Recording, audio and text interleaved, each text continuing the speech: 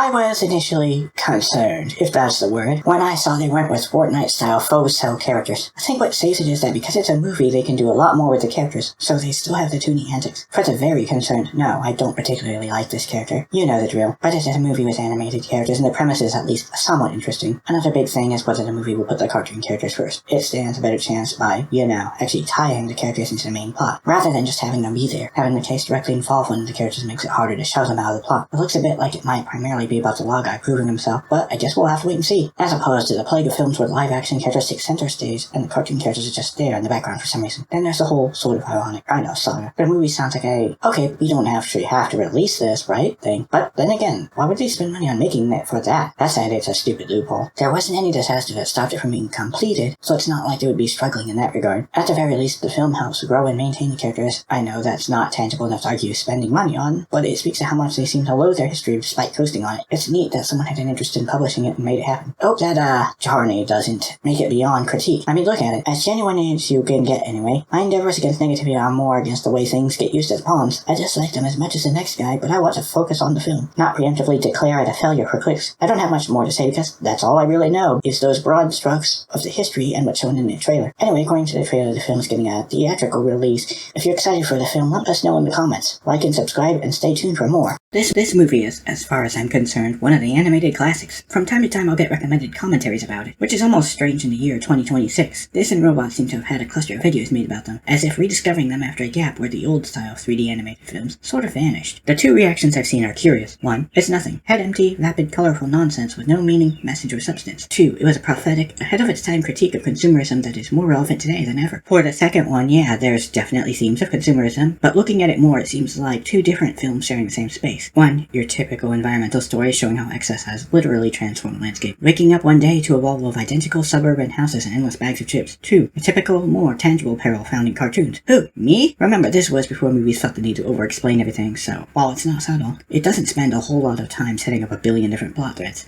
It might be a stretch, or perhaps the intention to link the two with allegory. The main character, after all, is enamored with the good life and becomes something of a prophet of consumerism, dragging others into this strange world that's sprouted up around him. I think that, in this case, it's a little confusing because if it's an addiction that's chasing him, selling out the others won't help. Portrayed here as literal peril. In this scheme, betraying others to the personification of greed, who almost wants to see the hero corrupted as much as he wants revenge for being stolen from, and having his greed offended for. I gotta say,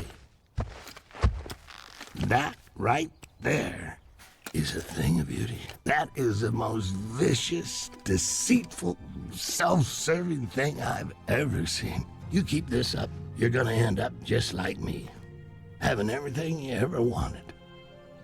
But I already had that.